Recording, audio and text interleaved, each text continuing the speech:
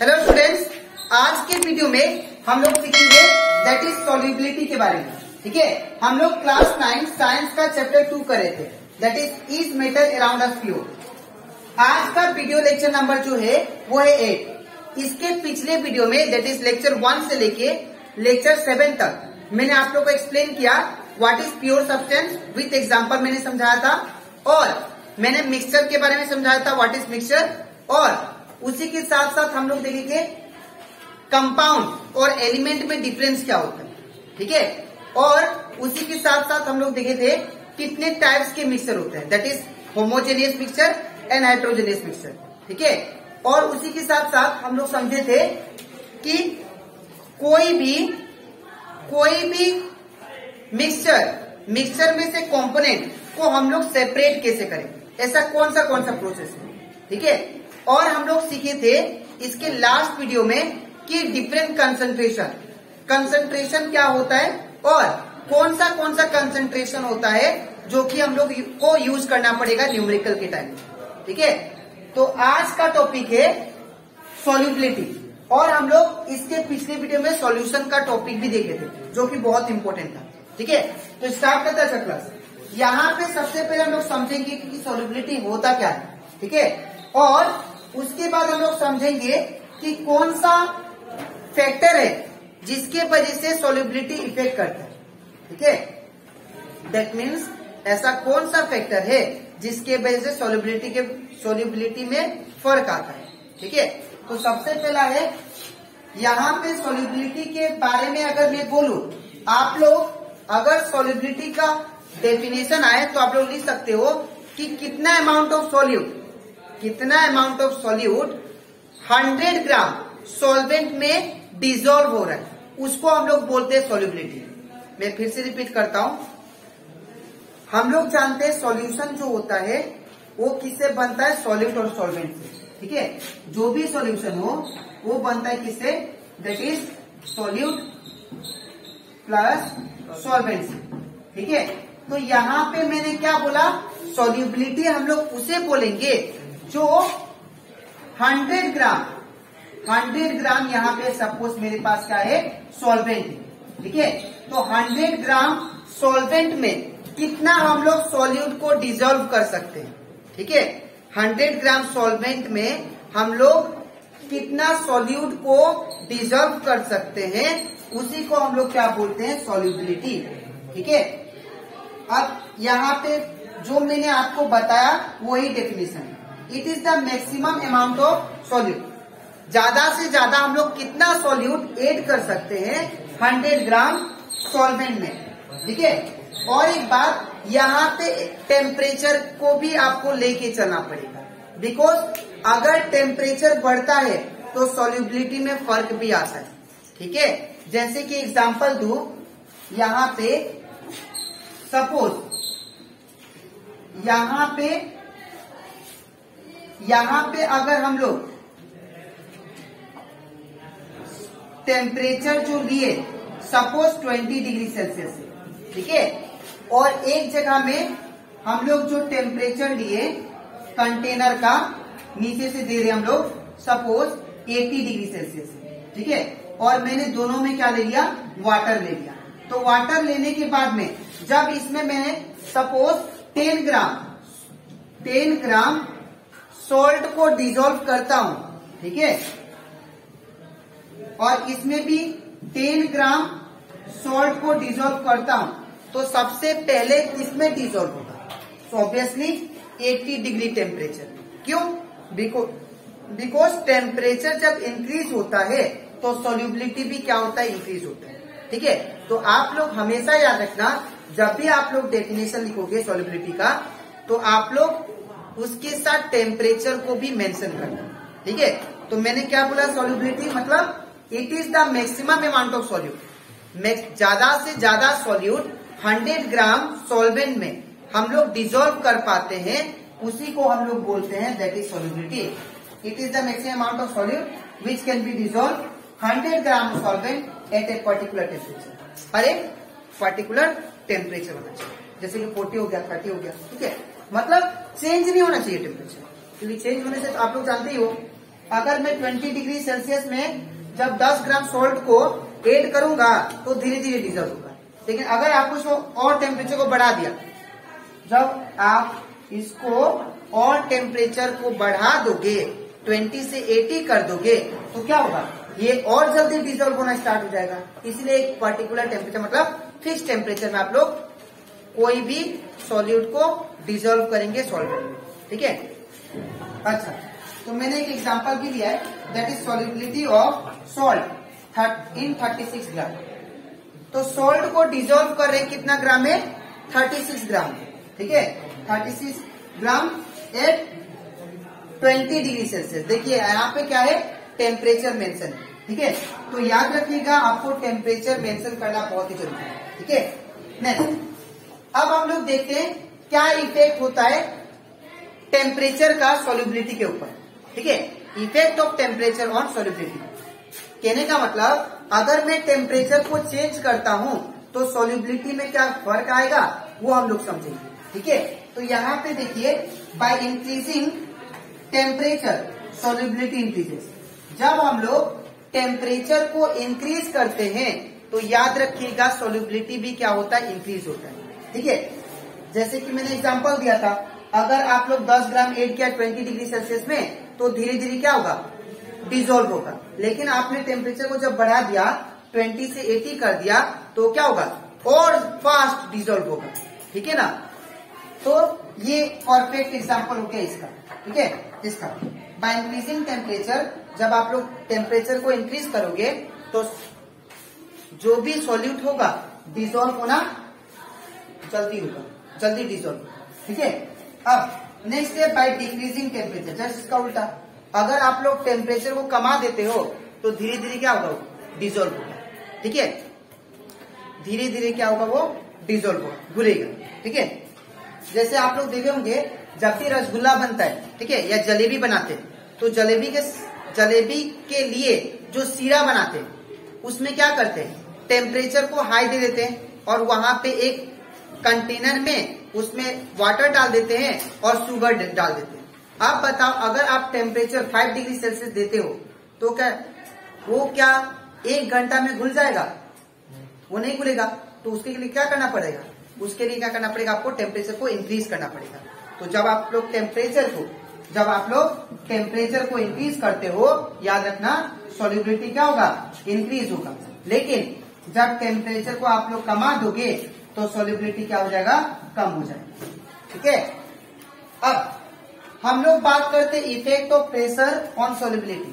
कहने का और एक बात यहाँ पे पॉइंट मैंने नोट किया, ठीक है, that is solid dissolve in liquid. हम लोग क्या कर रहे हैं, कोई भी सॉलिड चीज को डिजॉल्व कर रहे लिक्विड में। जैसे कि सॉलिड चीज क्या था, नमक था, और उसको किस में डिजॉल्व कर रहे हैं, वाटर में, ठीक है। अब ऐसा नहीं कि आप लोग लिक्विड करो, ऑयल को डिजॉल्व करो वाटर में, ऐसा नहीं। मैंने यहाँ पे मेंशन किया है, जब आप लोग सॉलिड को जब डिजॉल्व करेंगे वाटर में, तब आप जब सॉलिड को डिजॉल्व करोगे वाटर में या कोई भी लिक्विड में, तब क्या होगा, टेम्परेचर बढ़ने से क्या होगा, सॉल्युबिलिटी क्या होगा, इंक्रीज होगा, और टेम्परेचर कमने से सॉल्युबिलिटी डिक्रीज होगा। ये किसमें लागू है, याद रखना, ये वैलिड है किसमें, सॉलिड जब डिजॉल्व होगा लिक्विड में, ठीक है। अब बात करते हैं pressure, effect of pressure on solubility. तो प्रेशर का क्या इफेक्ट है सॉल्युबिलिटी का ऊपर, मतलब अगर हम लोग प्रेशर को चेंज करते हैं तो क्या सॉल्युबिलिटी में फर्क आता है, वो हम लोग देखेंगे, ठीक है। तो यहाँ पे देखिए, जब हम लोग प्रेशर को चेंज करते हैं, ठीक है, तो सॉल्युबिलिटी क्या होता है, अनचेंज होता है, मतलब चेंज होता ही नहीं। तो यहाँ पे लिखा है change in pressure does not change the solubility. अगर आप लोग प्रेशर को चेंज करोगे तो क्या होगा, सॉल्युबिलिटी में कुछ फर्क नहीं आएगा। जैसे मान लो, सपोज एक एग्जांपल लेते हैं, ये मान लीजिए एक कंटेनर हो गया, ठीक है। ये सपोज मेरे पास एक कंटेनर हो गया। अब कंटेनर में मैंने क्या किया, यहाँ पे पिस्टन है, ठीक है, यहाँ पे एक पिस्टन हो गया, ठीक है, ऐसे। अब अंदर में हम लोग लिक्विड लिए हैं और उसी के साथ साथ लिक्विड के साथ मैंने सपोज मैंने सोल्ट भी लिया, बड़ा बड़ा सोल्ट, ठीक है। तो जब क्या किया मैंने, प्रेशर को क्या किया, इंक्रीज किया। प्रेशर को इंक्रीज मतलब क्या, ये प्रेशर को क्या किया, पिस्टन को धकेला, पिस्टन को क्या किया, धकेला। धकेलने के बाद क्या आएगा, ये प्रेस किया पिस्टन को, तो पिस्टन मूव करके कहां पे आएगा, इस पोजीशन पे आएगा, ठीक है ना। तो आपने क्या किया, प्रेशर को इंक्रीज किया।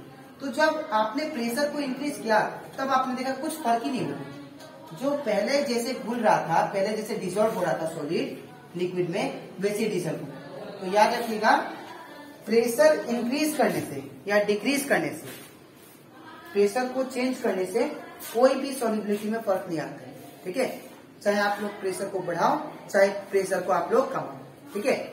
तो ये हम लोग सॉल्युबिलिटी टॉपिक यहाँ पे खत्म हो जाता है। अब इसके नेक्स्ट स्लाइड में मैं आप लोग को समझाऊंगा दैट इज सस्पेंशन क्या होता है और कोलॉइड क्या होता है, ठीक है। तो इसके बाद देखते हैं सस्पेंशन क्या होता है, ठीक है। अगर मैं बात करूं सस्पेंशन का, तो सस्पेंशन का मतलब होता है it is a heterogeneous mixture of small particles of solid in liquid.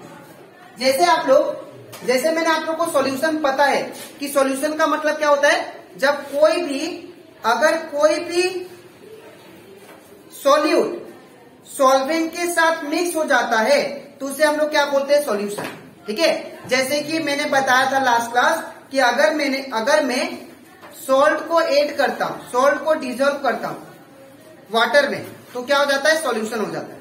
लेकिन वहां पे क्या किया था मैंने, सॉल्ट को डिसॉल्व किया था वाटर में।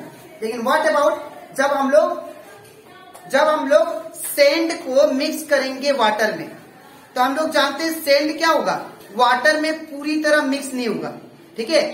कुछ देर के बाद वो क्या होगा, वो सैंड वाटर में स्प्रेड तो हो जाएगा, लेकिन वो क्या हो जाएगा, नीचे सेटल डाउन हो जाएगा, ठीक है। नीचे क्या हो जाएगा, बैठ जाएगा, ठीक है। तो इसका मतलब क्या हुआ, वो सस्पेंशन हुआ। सस्पेंशन का मतलब अगर कोई भी सॉलिड चीज लिक्विड में डिसॉल्व करते हैं तो पूरी तरह डिसॉल्व नहीं होता है, तो उसको हम लोग क्या बोलेंगे, सस्पेंशन, ठीक है। तो यहाँ पे वही चीज लिखा है। हेट्रोजीनियस मैंने आप लोग को समझाया था, हेट्रोजीनियस मिक्सचर किसको बोलते हैं, हेट्रोजीनियस मिक्सचर वो मिक्सचर होता है जहां पे दो दैट इज सॉल्यूट और सॉल्वेंट अच्छी तरह मिक्स नहीं होता है। जैसे कि मैंने एग्जांपल दिया था सैंड एंड वाटर, यहाँ पे भी वही है। जब हम लोग सैंड और वाटर मिलाते हैं, ठीक है, तो सैंड क्या होता है, वो अच्छी तरह मिक्स नहीं होता है, ठीक है, वाटर में, और वो नीचे बैठ जाता है। तो उस चीज को हम लोग क्या बोलेंगे, सस्पेंशन, ठीक है। और एग्जांपल देता हूं, जैसे ये जो चौक का पाउडर है, ठीक है, जो भी चौक का पाउडर अगर हम लोग वाटर में डाले तो वाटर में क्या होता है, वो पूरी अच्छे से मतलब डिसॉल्व नहीं होता है, ठीक है।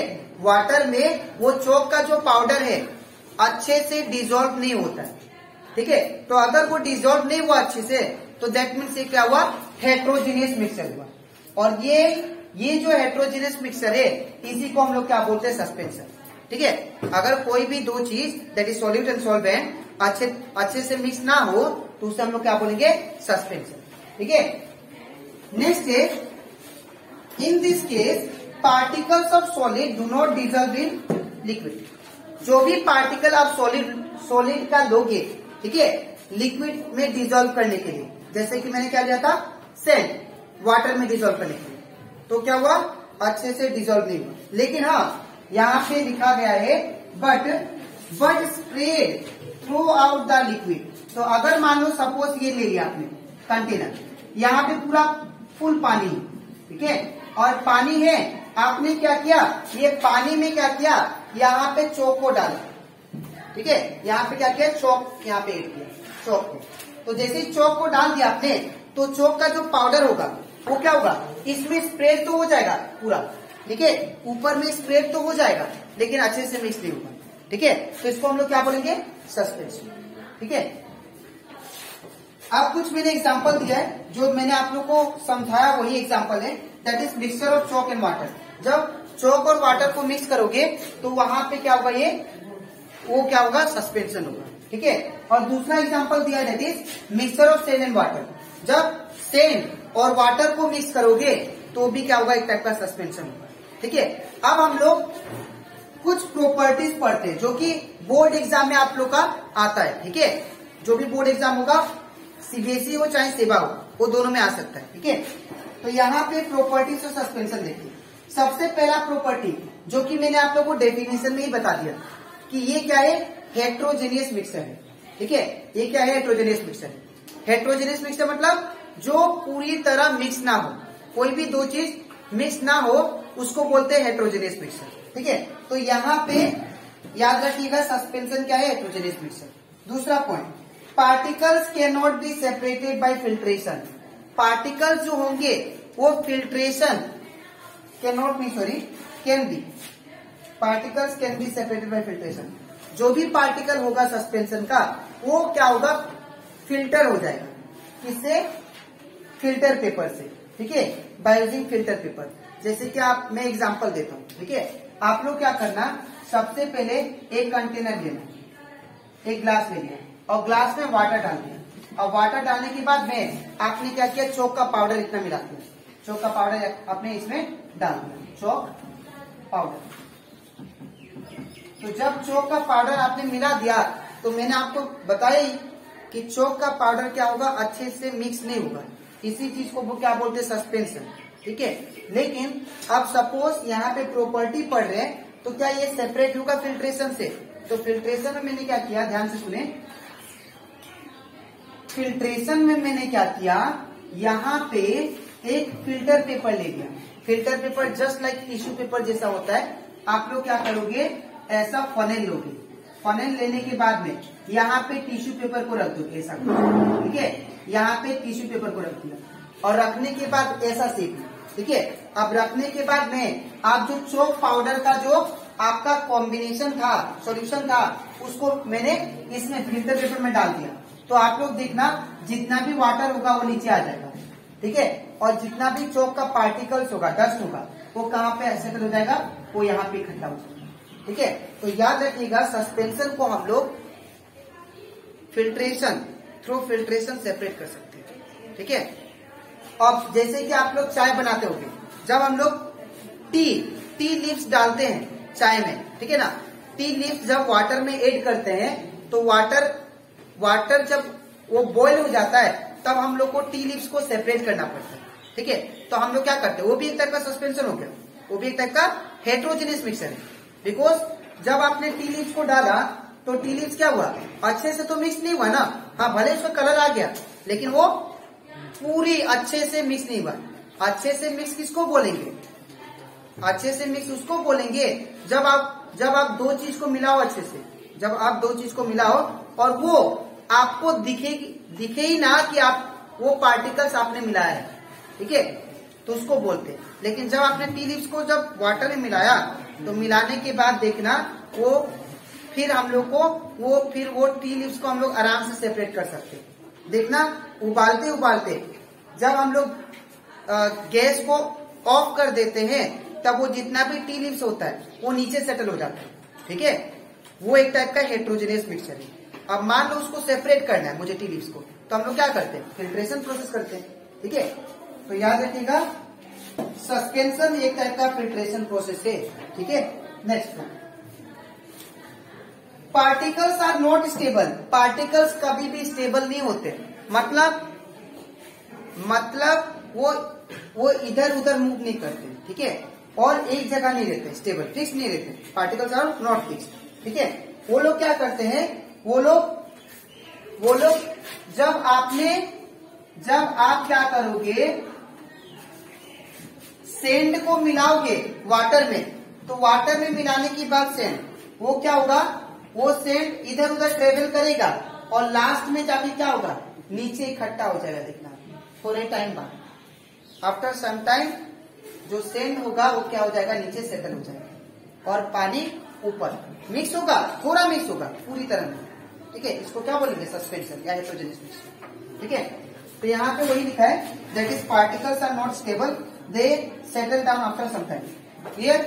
अब इसके बाद इट्स शो टिंडल इफेक्ट। जैसे मैंने आपको लास्ट क्लास में बताया था, टिंडल इफेक्ट मतलब वो इफेक्ट होता है जहां पे अगर सॉल्यूशन के ऊपर आपने लाइट इंसिडेंट करवाया, लाइट को मारा तो वो क्या हो, स्केटर हो जाए, स्केटर मतलब बिखर जाए, तब उसको हम लोग बोलते हैं टिंडल इफेक्ट। लेकिन ये केस आप लोग याद रखना, ये टिंडल इफेक्ट बहुत इंपॉर्टेंट है, याद रखना।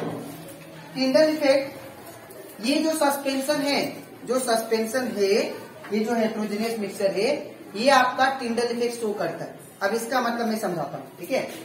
जब आप लोग यहाँ पे चॉक और वाटर को मिक्स किया, तो मिक्स करने के बाद जब ये पूरा मिक्स हो गया, पूरा तो मिक्स नहीं होगा, ये क्या होगा, चॉक नीचे बैठ जाएगा ऐसा, ठीक है। अब क्या किया आपने यहाँ पे टॉर्च लिया, एक टॉर्च लिया ऐसा, ठीक है। अब टॉर्च लेने के बाद में आपने सपोज ये टॉर्च को मारा, ठीक है। जब यहां से टॉर्च को मारा तो ये टॉर्च क्या हुआ, इस साइड ये क्या हो गया, स्केटर हो गया, मतलब बिखर गया, ठीक है, ऐसा बिखर गया, ठीक है। ये टॉर्च ऐसे बिखर गया। जब आपने टॉर्च को जब ये सॉल्यूशन जो हेट्रोजेनियस मिक्सचर है इसके ऊपर मारा, जैसे सपोज सॉल्यूशन हो गया, जब यहां से आपने टॉर्च मारा तो इस साइड क्या हुआ, ये बिखर गया ऐसे, ठीक है, इस साइड बिखरा हुआ दिखा, ठीक है। तो इसी प्रोसेस को हम लोग क्या बोलते हैं, टिंडल इफेक्ट, ठीक है।